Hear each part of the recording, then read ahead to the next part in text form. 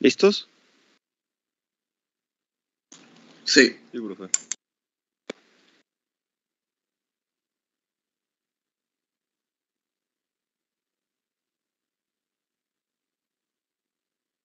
Bueno, el propósito general de la materia dice desarrollar en el estudiante la capacidad, habilidad de seleccionar y utilizar herramientas de corte, parámetros de manufactura, equipo y maquinaria convencional y de control numérico, validando el producto terminado con la utilización de instrumentos de medición dentro de los procesos de manufactura con la finalidad de elaborar e implementar elementos en sistemas mecatrónicos, así como también instruirlo en el conocimiento previo para ser aplicado en las unidades de aprendizaje, como mantenimiento y sistemas de manufactura, trabajo terminal 1 y trabajo terminal 2.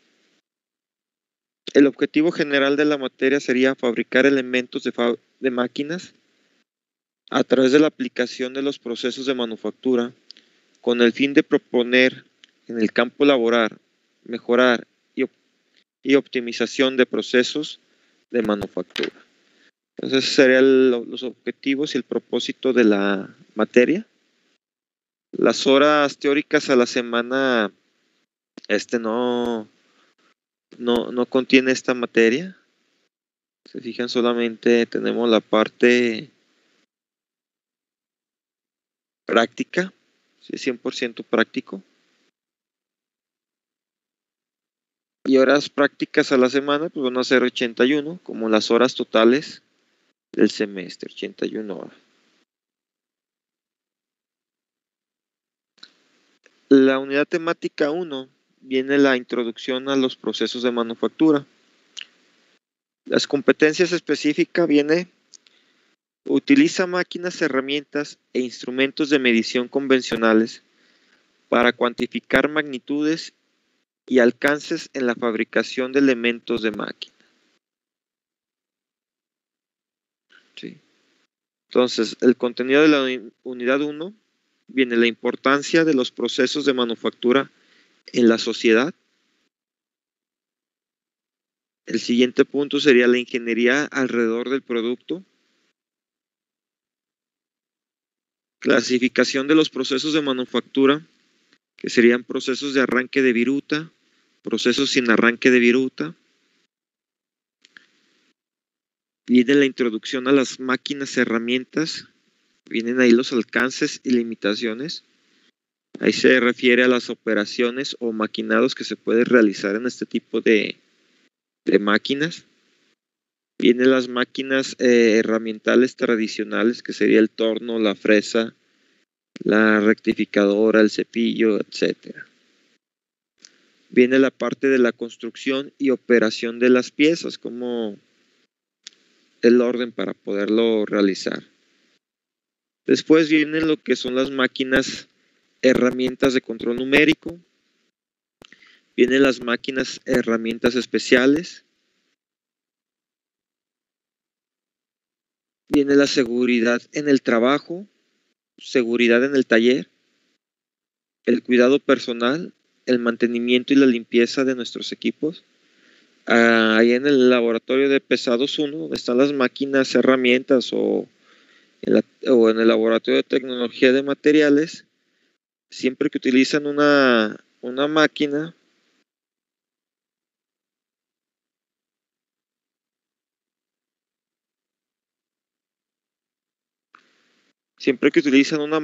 o un área de trabajo ahí en lo que viene siendo pesados 1, siempre se les pide que realicen una limpieza, que entreguen el lugar de trabajo o la máquina tal como la recibieron, o si la pueden dejar un poquito más limpia, pues estaría mucho mejor.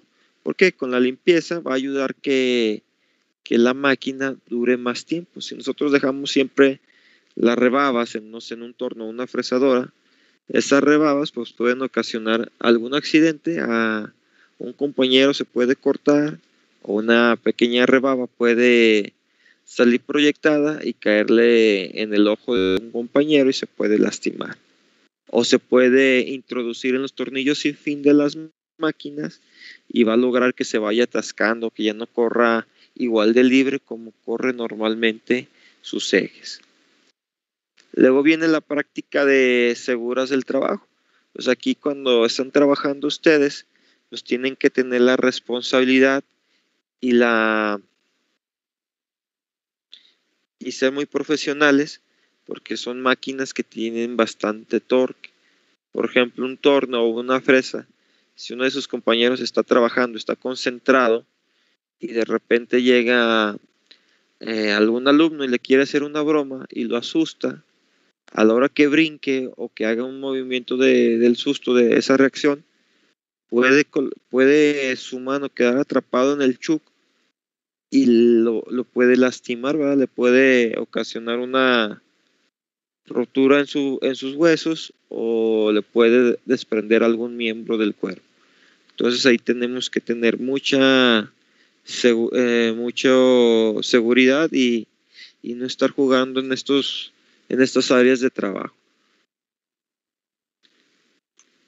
Vienen las mediciones básicas, vienen ahí los sistemas métrico, el sistema inglés, tipos, operaciones, funciones de escuadras y los mármoles, perdón. Sí, las escuadras y los mármoles, pues los utilizamos principalmente, se hacen las piedras de este material. ¿Por qué? Porque es un material que es sumamente liso. Entonces, si yo quiero medir sus ángulos de una pieza, pues ya tengo una superficie bastante lisa que me va a ayudar a poder medirlo. Si lo utilizo de algún otro material, pues va a tener más irregularidades y me va a meter ruido a la hora que yo esté haciendo las mediciones. Luego vienen los tipos, operaciones y funcionalidades de los calibradores vernier o pie de rey. Sí, vamos a ver cómo se utiliza para medir diámetros exteriores, diámetros interiores, profundidades, espesores, etc. También vienen los tipos de operación y funcionalidad de los micrómetros. Los micrómetros es parecido a un reloj, trae una manecilla y en un extremo del micrómetro trae una pequeña aguja. Entonces esta aguja nos va a empezar a medir la distancia, o va a tener un desplazamiento longitudinal. Entonces cada vez que se mueve esa agujita, va a mover a nuestras manecillas del micrómetro. Entonces nos va a dar medidas, ¿verdad? Y se utiliza mucho para la calibración de piezas, tanto en la fresadora para checar qué tan exacta nos está quedando el maquinado, o cuando utilizamos el torno, cuando estamos utilizando el chuck de 4 mordazas o el de 3 mordazas para checar para checar qué tan centrado está nuestro cilindro o nuestro maquinado. Entonces colocamos el micrómetro en una parte del torno y con la mano empezamos a girar despaciamente el chuck y nos va a dar esas variaciones de mi pieza.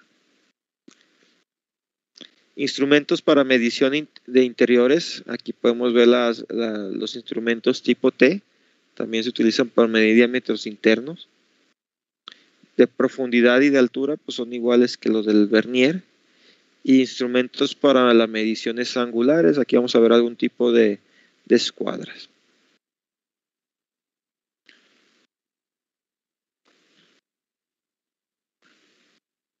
Ok, jóvenes. Entonces, en esta parte viene la parte de actividades del docente y de esta parte vienen las actividades de los alumnos. Entonces, en la primera unidad pues, son 7 horas del maestro completas y 5 horas que van a tener para hacer sus actividades.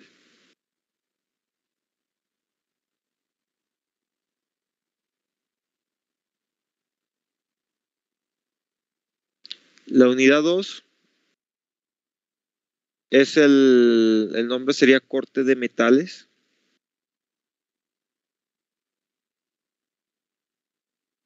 La unidad de competencia específica para esta unidad sería: utiliza la teoría de corte, maquinabilidad de los materiales y herramientas de corte para su aplicación, optimización en procesos de arranque de viruta. Entonces tenemos la mecánica de corte de los materiales. Aquí ya vamos a ver uno de los parámetros importantes en el maquinado, tantos como en las máquinas tipo fresadora o las máquinas tipo torno. Tiene que llevar una profundidad que se le llama la profundidad de corte. Cuánto nos vamos a estar metiendo con la herramienta hacia el metal base. La velocidad de avance, qué tan rápido se va a estar moviendo esta herramienta. Y tenemos la velocidad de corte.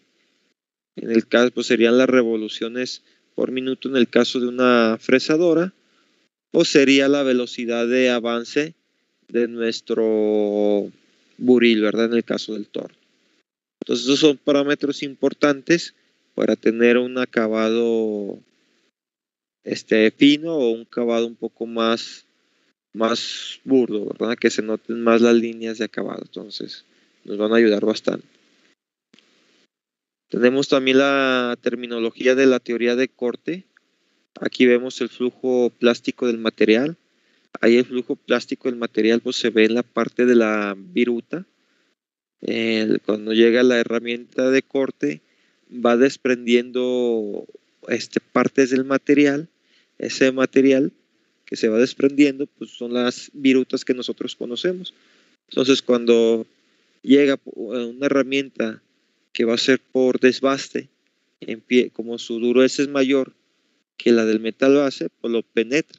Entonces a la hora que va penetrando, va desprendiendo ese material, y al desprenderse ese material, pues hay un flujo de ese material. Nosotros lo podríamos ver en el tamaño de grano en esa zona, podríamos ver que su geometría o el tamaño de grano cambia en esa región, y lo relacionamos al flujo del material. Y vemos también las fuerzas y tipos de viruta. El 2.2 vemos la maquinabilidad de los materiales. Sí, la maquinabilidad de los materiales. Pues vamos a ver qué material se puede maquinar o qué tanta maquinabilidad tiene. No todos los materiales presentan la misma maquinabilidad. ¿Por qué? Porque el desgaste de mis herramientas de corte se acaban más rápido. Entonces, o necesito herramientas muy costosas con algún tipo de recubrimientos para poder hacer ese maquinado. Por ejemplo, no es lo mismo maquinar un aluminio que es un poquito más dúctil, un poquito más blando, a maquinar un hierro dúctil. Pues voy a batallar más para el hierro dúctil que para el aluminio. Entonces ahí vemos que el aluminio tiene mejor maquinabilidad que el hierro dúctil. Sin embargo, pues también el hierro dúctil, si utilizamos los procedimientos adecuados, pues lo podemos también maquinar. Aquí vemos un poquito la estructura de grano del material y cómo la influencia de la microestructura en la maquinabilidad de los materiales. Si ustedes recuerdan, pues la estructura del grano, pues me va a decir esa morfología que tiene el grano, pues voy a saber qué tipo de material es o qué estructura cristalina presenta, y de acuerdo a la estructura cristalina que presenta, pues va a cambiar sus propiedades mecánicas. Puede ser un material muy duro o puede ser un material muy dúctil. Entonces, dependiendo de su estructura cristalina, pues la maquinabilidad del material va a cambiar. También vemos los efectos de la temperatura y fricción en el maquinado, cómo nos afecta o cómo nos ayuda el calentar un material en las cuestiones del maquinado. El 2.3 ya vemos lo que van a ser las herramientas de corte. Aquí vemos materiales de alta velocidad para las aleaciones fundidas. El cementado o CERMET. Estos ya son los insertos que llevan para el maquinado. Estos insertos ya los vamos a ver un poquito más en los tornos CNC o en el centro de maquinado. Ahí sí vemos que tiene algunos insertos. Y se fijan, estos vienen siendo CERMET o pueden ser carburos recubiertos, cerámicas diamante, nitruro cúbico de boro. Entonces, dependiendo del recubrimiento de este material, puedo maquinar materiales con mayor dureza. Y estas también se le conocen como pastillas.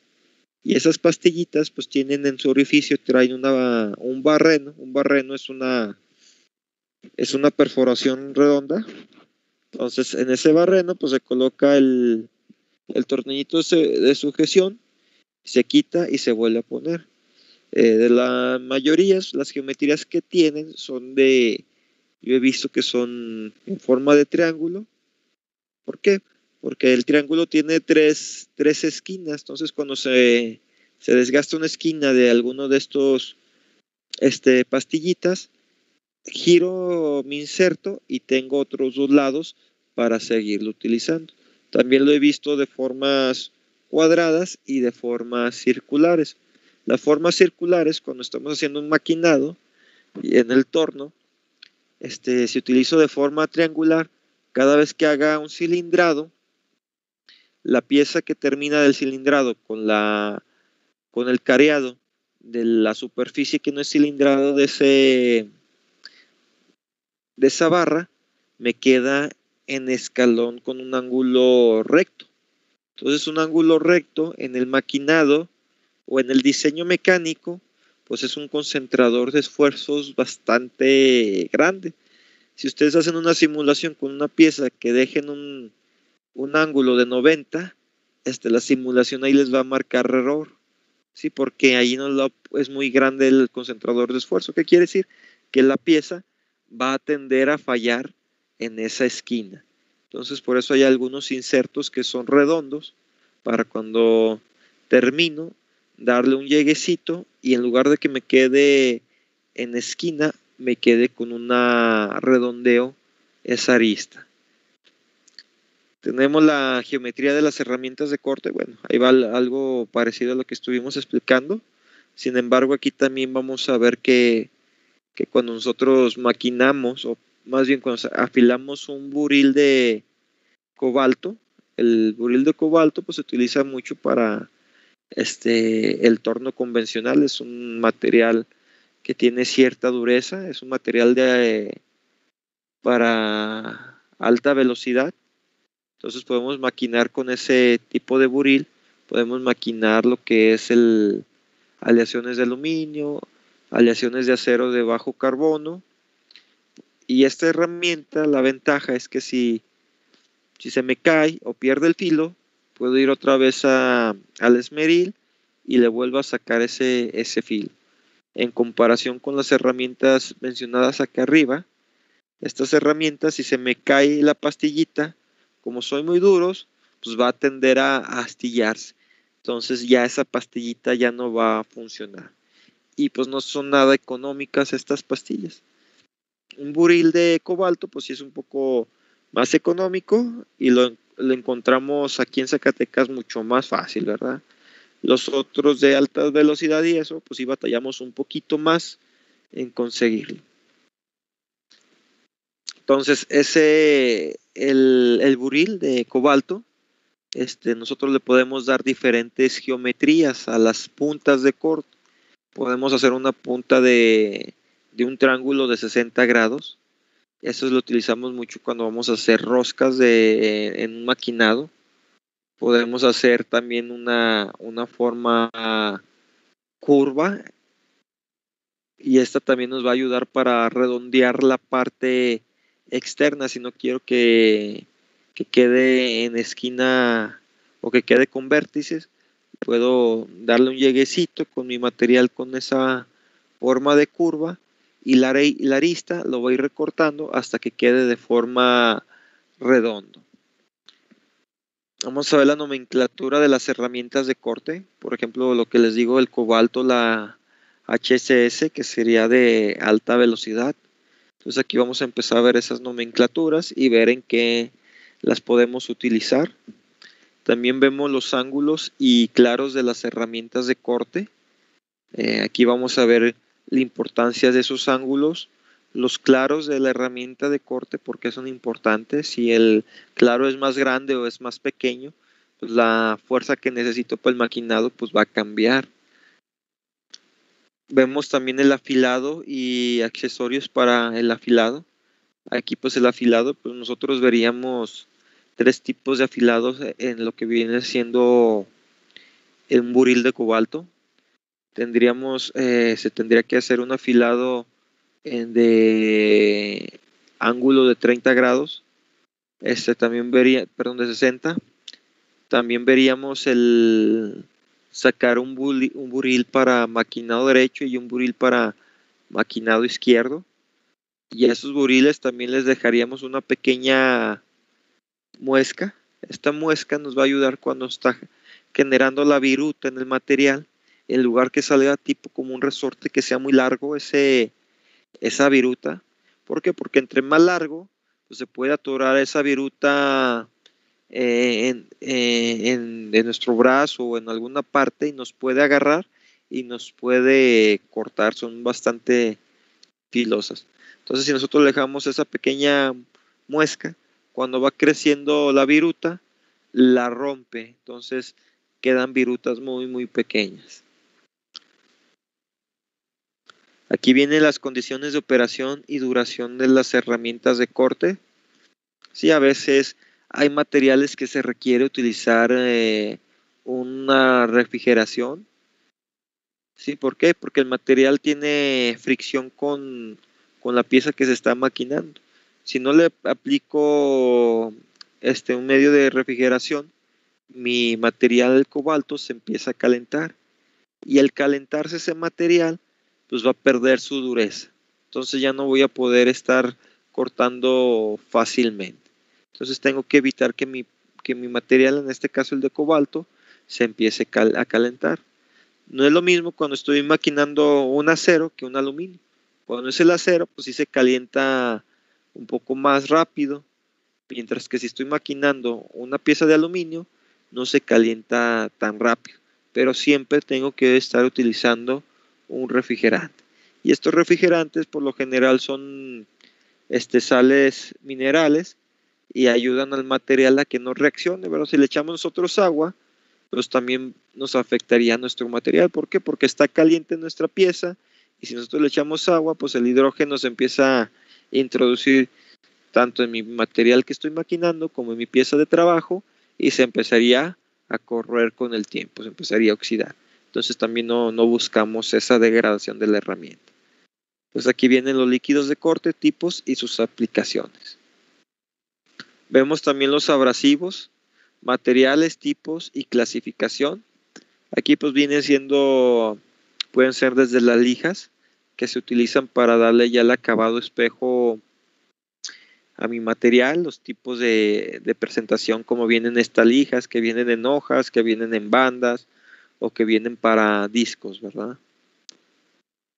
Y luego viene una parte del análisis de costo de maquinado, cuánto nos sale maquinar esas piezas. Y con eso terminaríamos la unidad 2. Luego llegaríamos a la unidad 3, que serían operaciones básicas en máquinas herramientas y análisis de maquinado. Viene la parte de la unidad de competencia específica, dice, utiliza los procesos de taladrado, fresado, torneado, rectificado y CNC para la manufactura de elementos de máquinas.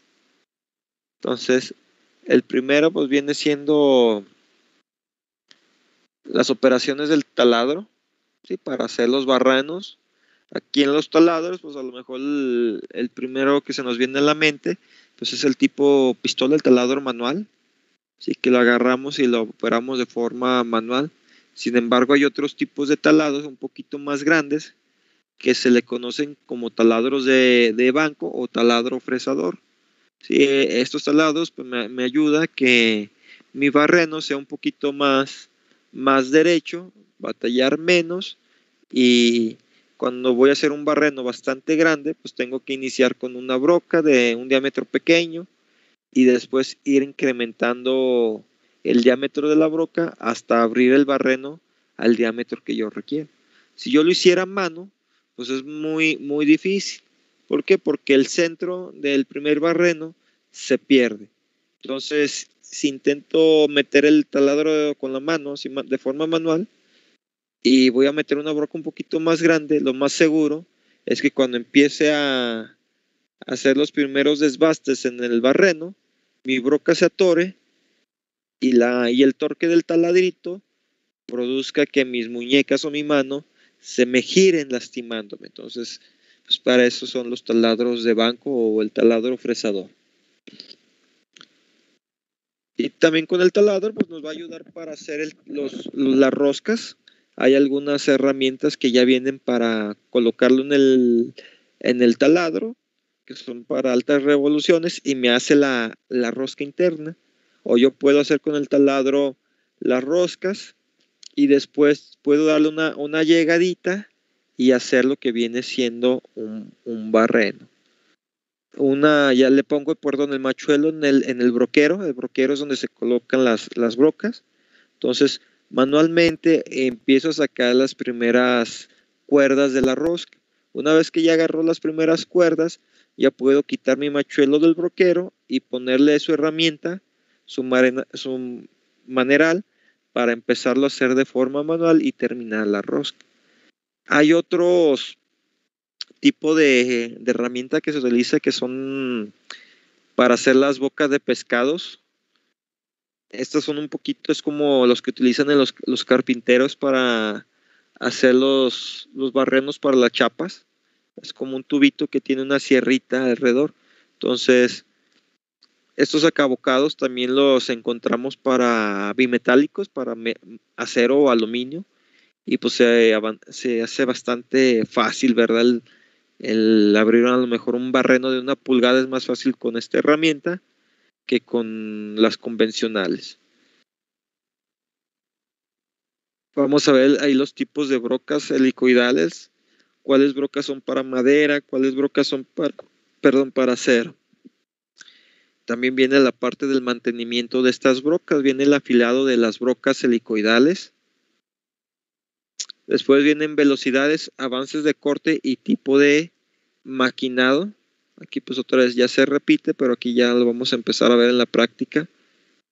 Viene el escariado. Vienen sistemas de sujeción para taladrado.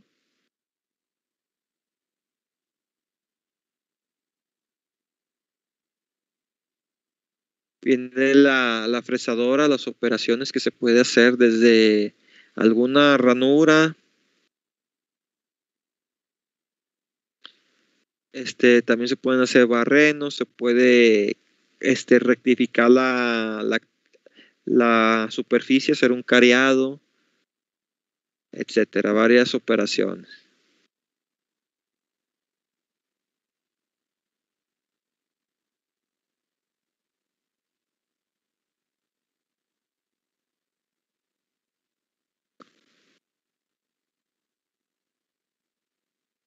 Y aquí vamos a ver las herramientas de corte para las fresadoras.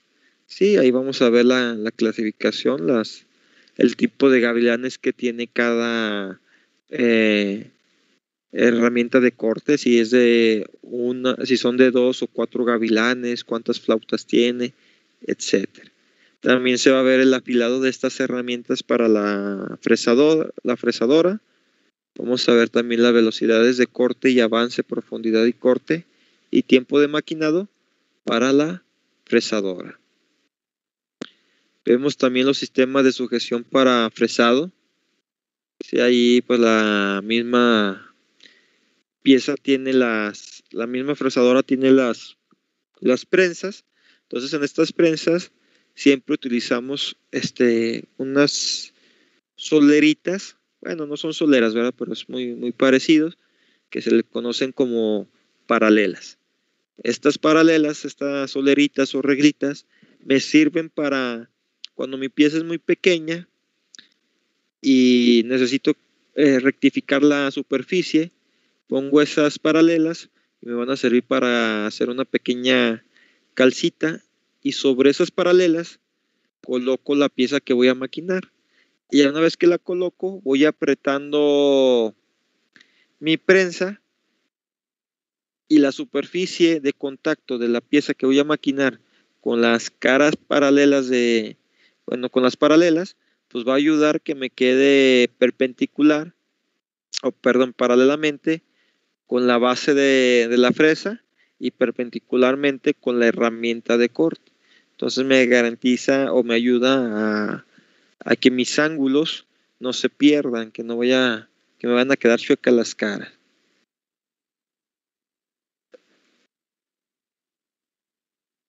Vienen las operaciones de fresado con cabezal divisor. El cabezal divisor, pues es donde va el motor y donde va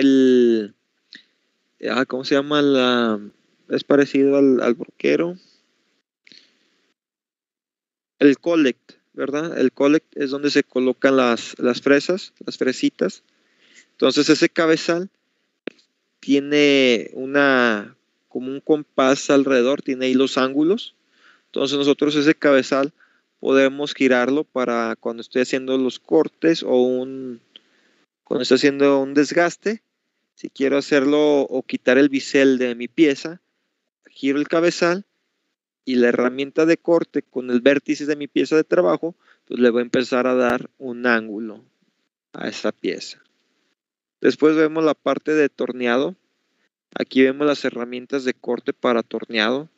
Vemos afilado de la herramienta para el torneado, velocidades de corte, avance, profundidad de corte, tiempos de maquinado, sistema de sujeción para torneado, operaciones de corte.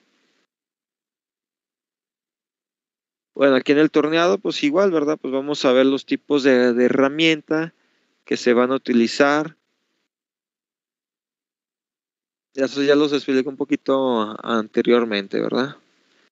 El cepillado. Aquí el cepillado a lo mejor no lo han visto ustedes, pero también ahí en la UPIS tenemos una máquina para realizar el cepillado.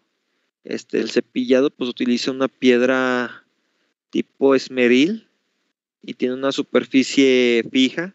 Esa superficie o esa base utiliza o tiene un imán, tiene un electroimán.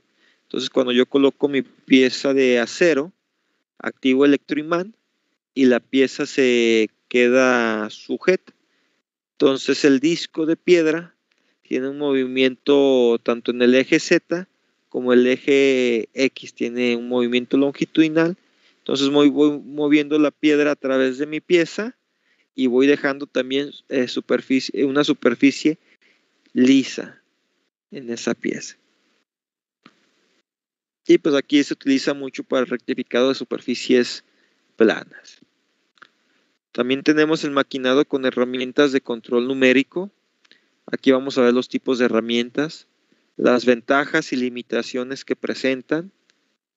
Vemos los centros de maquinados de control numérico vertical y horizontal.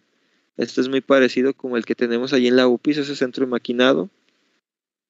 Podemos ver su estructura, partes y sistemas de coordenadas de un programa de control numérico, puesta a punto, cero pieza, tipos de coordenadas y altura de seguridad, programa básico de geometría simples, códigos alfabéticos de programación y funciones de misceláneas. Aquí las funciones misceláneas es cuando vamos a hacer un pocket o una caja.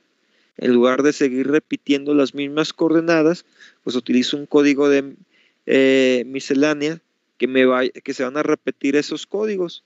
Lo único que va a ir cambiando en el código va a ser cada vez la profundidad. Entonces es bastante rápido hacer ese maquinado si yo utilizo los misceláneas en lugar de ir poniendo punto por punto. Y vienen los códigos de programación, vienen de la forma de programación con movimientos lineales y controlados. Entonces los códigos G pues son los que se utilizan más para lo que son el maquinado, el tipo de unidades que vamos a estar trabajando, las revoluciones, los avances, etc. Y vemos también códigos del encabezado de los programas del control numérico. Entonces aquí ya vemos los que voy a utilizar al inicio para aprender, para apagar o para hacer un paro de giro en mi máquina. Entonces, pero pues yo creo que estos dos se ven juntos, ¿verdad? En un programita.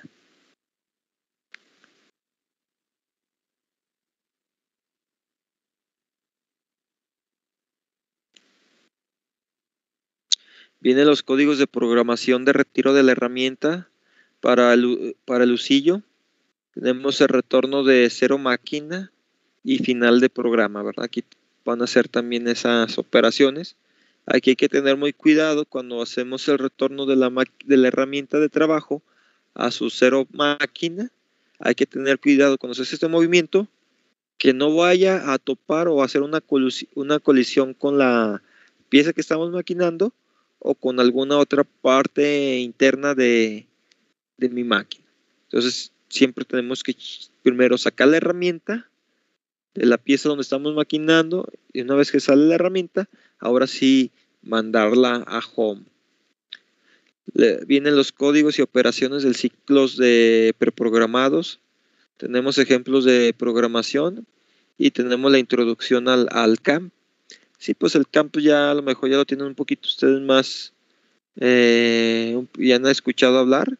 Viene siendo manufactura asistida por computadora, varios software, por ejemplo el SolidWorks trae la parte de CAM, entonces ahí ya puedo hacer desde mi diseño, hago mi diseño en 3D y una vez que tengo mi pieza de trabajo, pues puedo utilizar ahí mismo la parte de CAM y hacer el maquinado y me arrojaría todos estos códigos que estamos viendo aquí, el mismo programa me los arroja para guardarlos y mandarlos a mi centro de maquinado. Entonces ya es mucho más fácil estar programando coordenada por coordenada.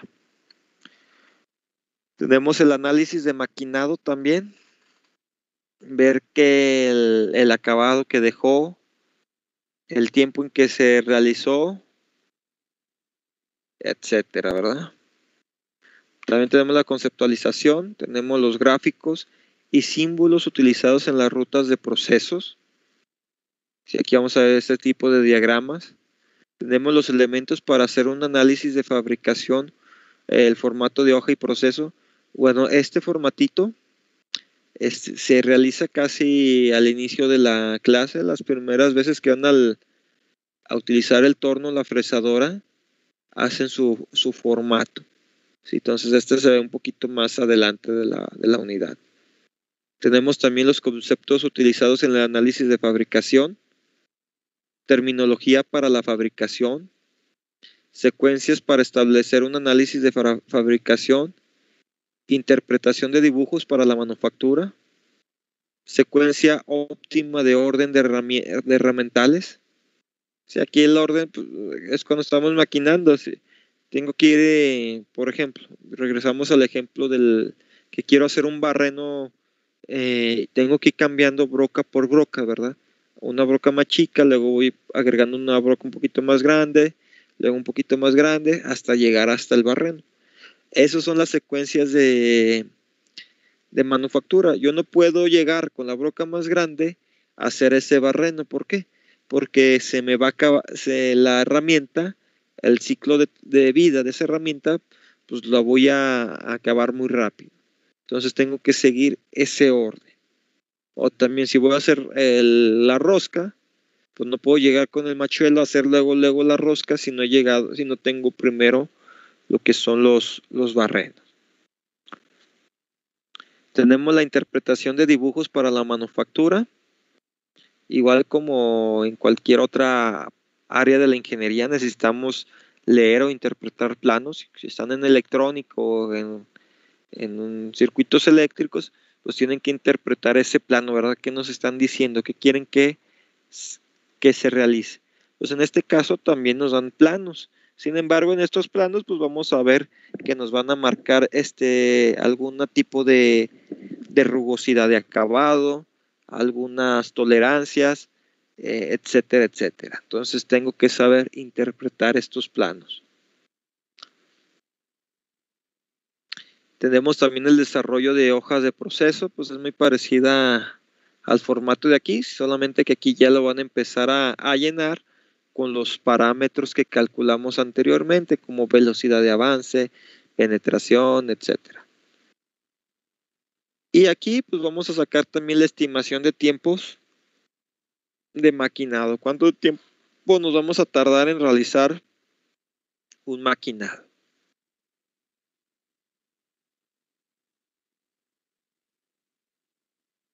Sí, entonces aquí mis horas de enseñanza serían 14.5, mientras que las de ustedes serían 16 horas.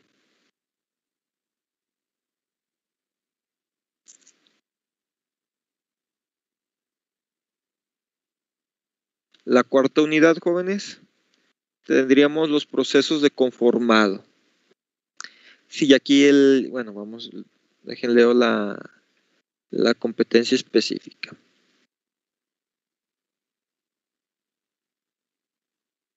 Competencia específica. Utiliza los procesos de conformado en frío y en caliente de materiales para la fabricación de elementos de máquinas y productos terminados.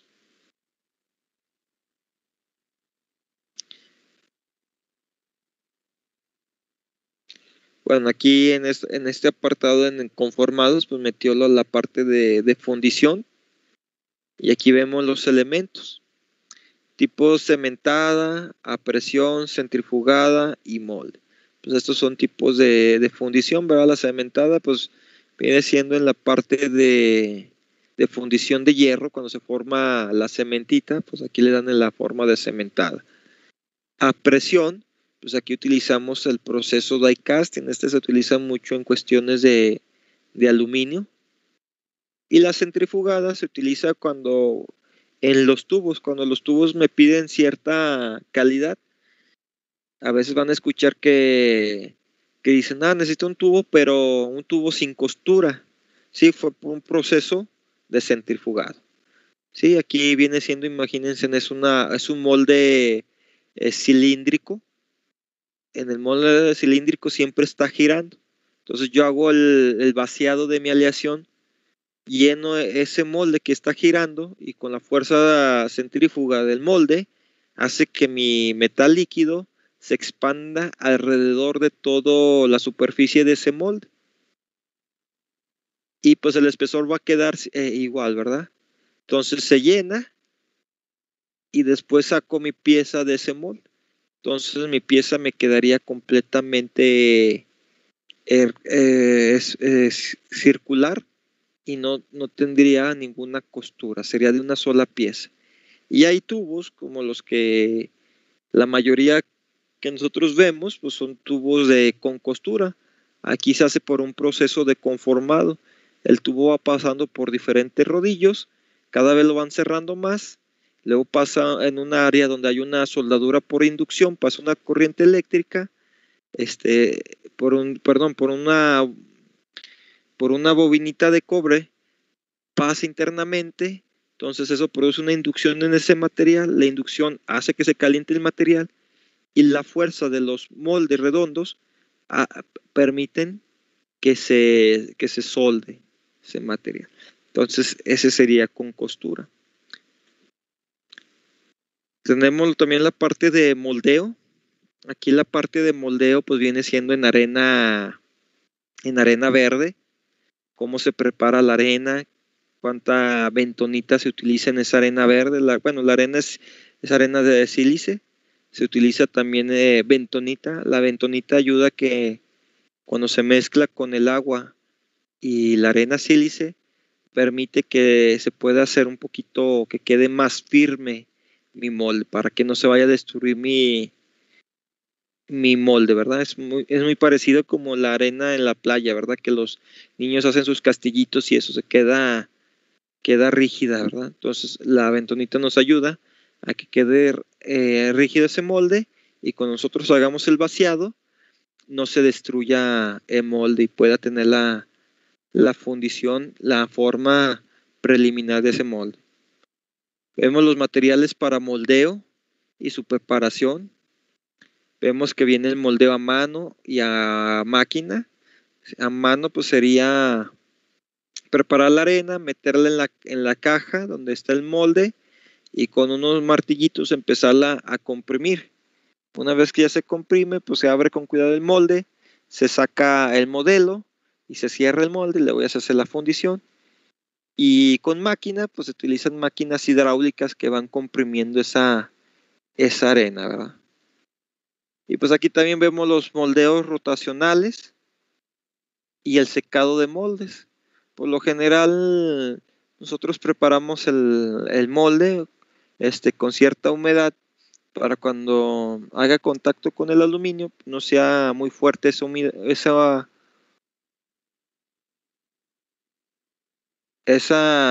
golpe térmico, que no sea tan fuerte, está muy poquito, no está tan húmeda la arena, y también esa humedad pues, no nos va a producir grietas en frío producidas por el hidrógeno. Tenemos la construcción y tipos de modelos. Aquí pues ya están saliendo nuevas técnicas. Anteriormente estos modelos se hacían con madera, se iba tallando la pieza en la madera y luego ya se montaba en el molde y ya se hacía todo el proceso. Actualmente pues ya la manufactura aditiva como las impresoras 3D que se imprimen en PLA, nosotros podemos tener nuestra pieza en PLA y pues ya me evito la parte de estar tallando la madera o de maquinar la madera, ya es mucho más rápido obtener un molde. Tenemos los tipos y pruebas de arena. Sí, las pruebas de arena pues viene siendo checar su dureza. Esa dureza es para ver si cuando yo agarro la arena y hago una bolita con la mano. Entonces, con mi otra mano, ya cuando está la bolita comprimida, trato de desprenderla. Si se rompe, pues quiere decir que esa arena todavía le falta un poquito más de bentonita. Entonces la tengo que volver a preparar. Luego vienen los fundamentos para la realización de los modelos, las geometrías y tolerancias de los moldes. Aquí es muy parecido cuando nos piden los ángulos de salida. Entonces ahí tenemos que manejar las paredes que siempre tengan una inclinación de 6 grados. Sí, si las paredes tienen una inclinación de 90, si no tienen una inclinación, si están a 90 grados, pues a la hora que quiero desmoldear mi pieza, mi modelo de la arena, se rompe o se trae la arena. Entonces batallaría mucho para poder desmoldear.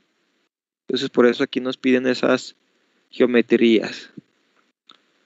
Vemos los fundamentos teóricos de procesos primarios de formado. Vemos también las leyes de transformación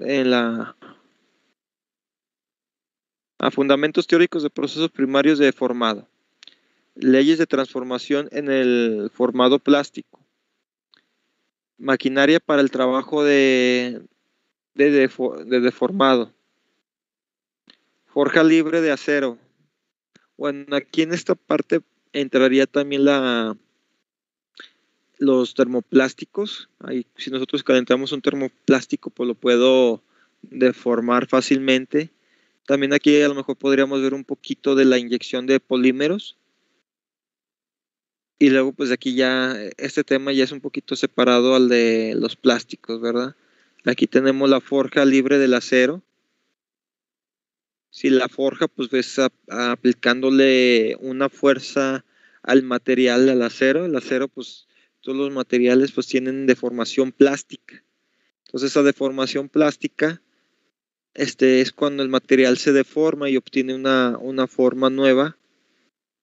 Y por ejemplo en las tarjas de la cocina, donde está el fregadero, pues ahí está hecho de una sola pieza. Nosotros podemos ver que tiene un embutido bastante grande y sin embargo, a pesar de ser acero, se logra hacer ese embutido, ¿verdad? Porque se utiliza allí prensas.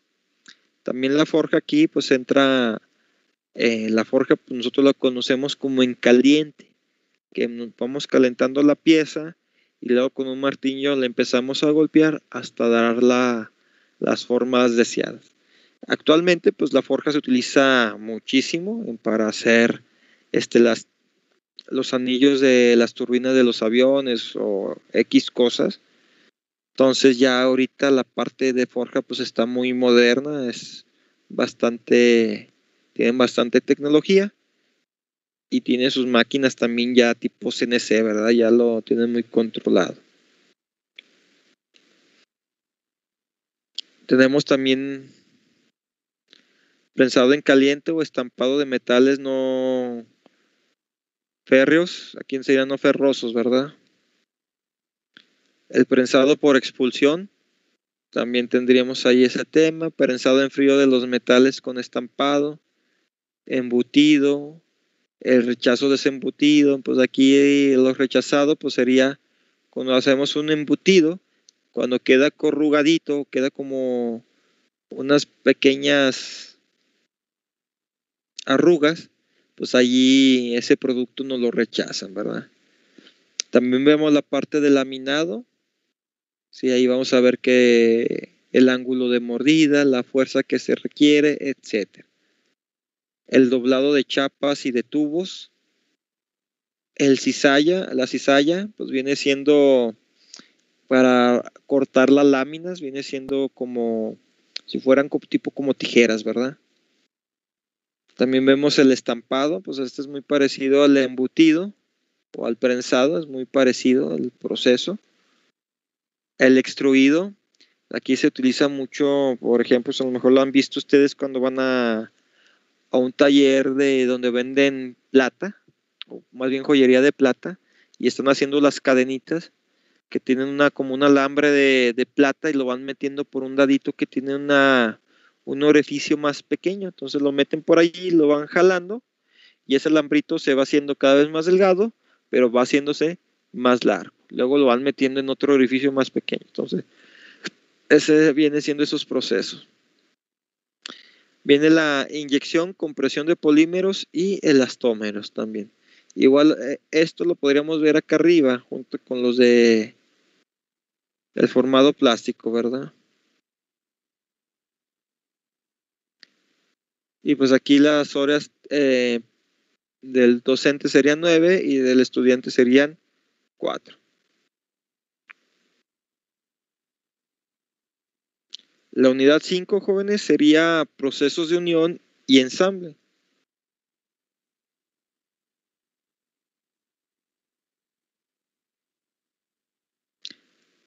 Dice, utiliza los procesos de unión mecánicos para soldadura para la fabricación de elementos de máquina.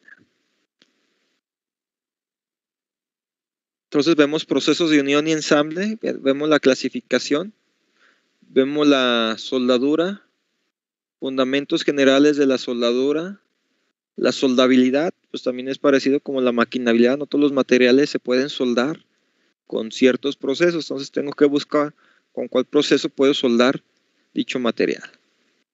Vemos también los parámetros generales para la aplicación de la soldadura. Vemos los materiales de aporte para la soldadura. El material de aporte, pues lo podríamos nosotros ahorita relacionar con el electrodo revestido, ¿verdad? Ese material pues, me va a ayudar de sacrificio. Cuando hace el arco eléctrico, el material se funde y al fundirse, pues se va a solidificar y es cuando ocurre la soldadura. ¿Sí? Sin embargo, pues también en los otros procesos, en el microalambre, en el proceso TIC o GTAO, pues también utilizan un material base. Y ese material de aporte. Y ese material de aporte, pues tiene que tener una composición química, pues muy cercana al material que estoy soldando para evitar problemas de fisuras o microsegregación de elementos químicos en ciertas regiones. Vemos los tipos de soldadura por fusión con gas, que serían las eléctricas. Bueno, aquí sería tipos de soldadura por fusión. Bueno, aquí con gas solamente se mencionan estas dos. Estas dos utilizan un gas, pero ese gas no es para hacer la chispa, es un gas protector, ¿verdad? Para cuando se hace el charco de soldadura, proteja o genera una atmósfera protectora para evitar que elementos como el oxígeno o el hidrógeno que se encuentran en el ambiente entren a ese charco. Entonces, una protección. Y entonces aquí tiene el proceso TIC, que sería el proceso que utiliza un electrodo de tuxteno. Este electrodo de tuxteno no es consumible. Este electrodo de tuxteno solamente es para producir el arco eléctrico. Entonces aquí tienen que tener ustedes mucha habilidad, tanto con la mano izquierda como la mano derecha, ¿sí? Para con la antorcha de TIC calienten el material y con la otra mano empiecen a introducir el metal de aporte.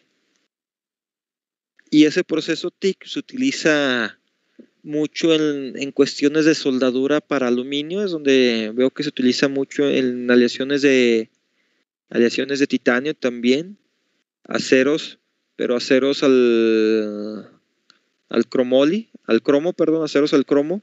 También se utiliza mucho el proceso TIC y también en aceros inoxidables, pero en aceros inoxidables pues también tenemos otros procesos un poquito más económicos que se pueden utilizar. El proceso MIG, aquí hay que tener cuidado, hay una clasificación bastante grande del proceso MIG, si es lo de microalambre. Aquí MIG pues dice que se utiliza un gas inerte para proteger, para las aleaciones de metal, ¿verdad? Entonces, aquí se tiene que ver todos los procesos de microalambre, ¿no? El MIG sería un gas inerte. Un gas inerte pues puede ser el argón o puede ser el helio. Estos gases son bastante caros la recarga. Estamos hablando desde 6,000 a 8,000, dependiendo la pureza y el tipo de gas. Entonces, ese también se utiliza mucho para materiales que reaccionan muy fácilmente con la atmósfera. Entonces tenemos que protegerlos para que no reaccionen y poder tener una buena soldadura. El proceso SMAU es el que vemos nosotros en la herrería, el que utilizan un electrodo revestido. Bueno, aquí nomás hacer un paréntesis. El de los procesos que yo creo que se utilizan más en la industria, pues va a ser el proceso de microalambre. ¿Por qué? Porque es mucho más rápido y es mucho más, ya cuando estamos hablando de altas cantidades, pues es mucho más económico este proceso que el proceso SMAU. Para las cuestiones de acero, a mí me gusta mucho este proceso, el proceso MAG, ¿sí? Es mucho más fácil hasta para puntear mis piezas, para hacer los cordones, se trabaja más rápido. El SMAU, como deja escoria, esa escoria, una vez que hago un cordón, pues tengo que tumbar con la piqueta esa escoria y luego limpiar bien y luego cambiar mi electrodo y continuar el cordón en donde me quedé. En comparación con el MIG, en el MIG no tengo que limpiar la escoria porque no deja. El mismo gas protector va protegiendo el charco de soldadura hasta que se solidifica. Entonces, si tengo que volver a iniciar el cordón, no hay ningún problema. Entonces, es mucho más rápido.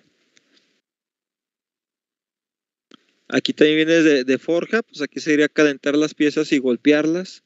Viene también la resistencia eléctrica, aquí la spot welding resistant. Ese también se utiliza mucho en la industria automotriz, es cuando vemos así un video de donde están los ensambles de los coches, que vemos los robots y que empiezan a salir chispas, pues viene siendo ese proceso. Vemos también el corte con gas y corte eléctrico.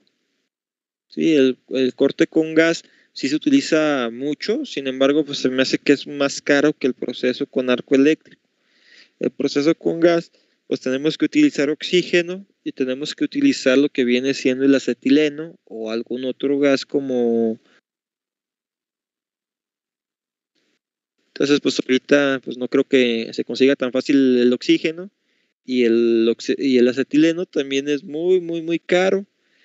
No es tan fácil de mover.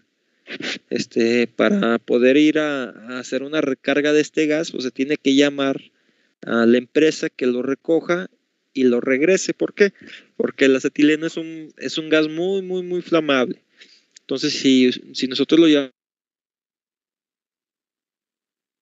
por alguna cuestión, ocurre un accidente, que nos choquen y pegan donde está el gas, pues es muy posible que ese choque produzca una explosión. Entonces, por eso no es tan fácil de transportar ese gas. Y una vez que se lleva al taller, se tiene que dejar en un lugar donde no le dé el sol donde le esté dejar un tiempo de reposo. Una vez que pase el tiempo de reposo, pues ya puede utilizar ese gas. Con el corte eléctrico puede ser de varias categorías. Puede ser con un proceso SMAU, pero en lugar de utilizar un electrodo normal, venden electrodos que se utilizan para el corte, ¿sí? O electrodos creo que son de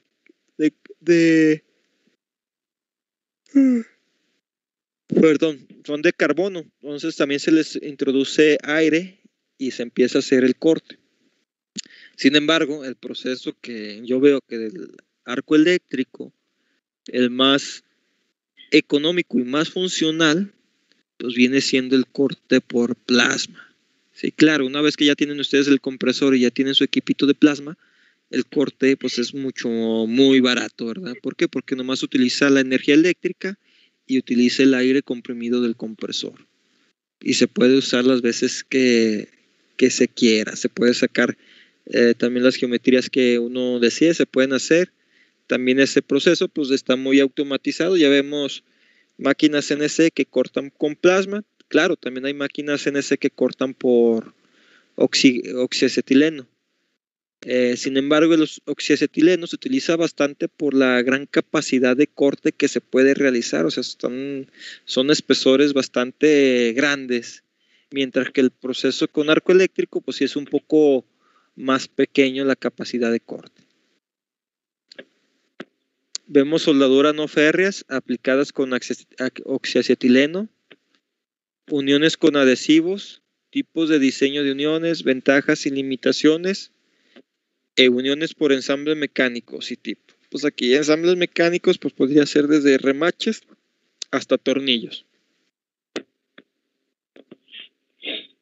Y bueno, creo que eso viene todo. Esto es todo el temario, jóvenes. No sé si tengan alguna duda.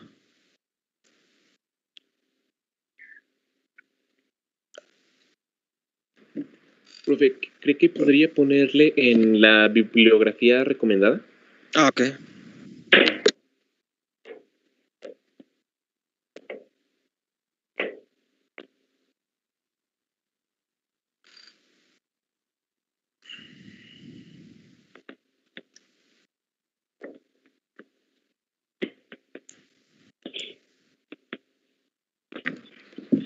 Listo. ¿Listo? Ok. Y pues sería todo por el día de hoy, jóvenes. Ya faltan 12 minutos. Entonces, de tarea, van a investigar, jóvenes. Van a hacer una pequeña, es individual.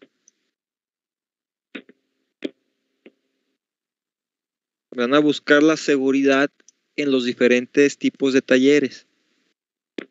Estos talleres van a ser desde un taller de máquinas y herramientas convencionales que tenga torno y fresa. Vayan anotándolo, torno y fresa. Van a checar el equipo de protección personal, lo que tienen que tener. Tienen que checar también la seguridad que se tiene que tomar a la hora de usar esas máquinas. Por ejemplo, si van a utilizar el torno, pues evitar traer cadenas en la mano. ¿Por qué? Porque se puede atorar en el mismo chuck y puede ocasionar algún accidente, ¿verdad? Entonces, ese sería el primero. Otro sería en un centro de maquinado CNC.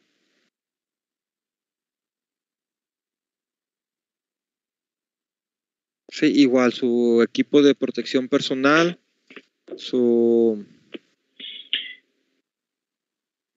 los criterios de seguridad dentro del taller, lo que se tiene que tomar en cuenta, la seguridad al operar esos equipos.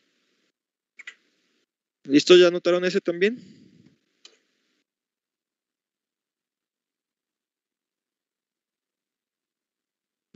Otro sería el equipo de protección personal que se debe tomar para un taller de soldadura y corte, ¿verdad?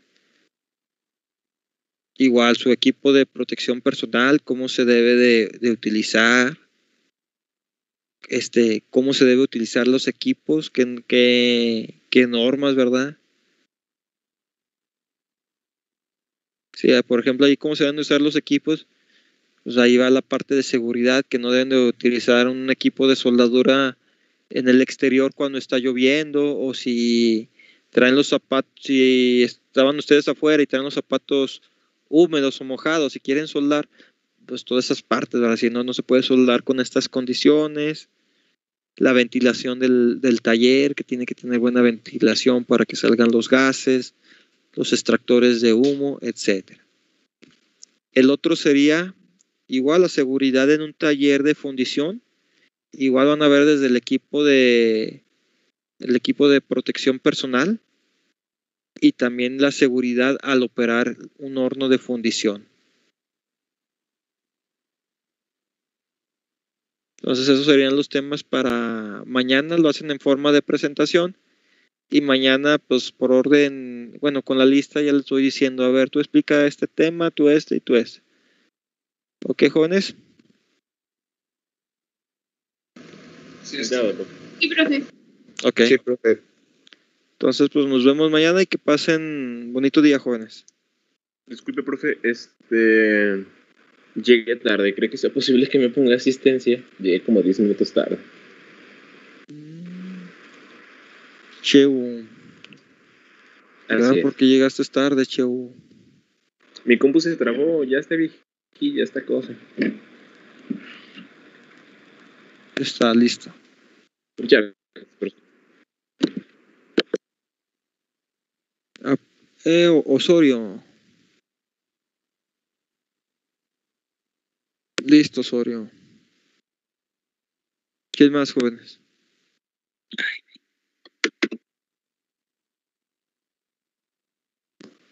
Ok, entonces. Profe, yo también llegué un poquito tarde. Valdés. Yo sí dije presente, pero creo que estoy viendo que no tengo asistencia. Valdés ahorita. Valdés y luego el que sí dijo presente pero no tiene asistencia. Era Valdés. De que prendan sus micrófonos, jóvenes, cuando digan presente. ¿Quién? González Carrillo.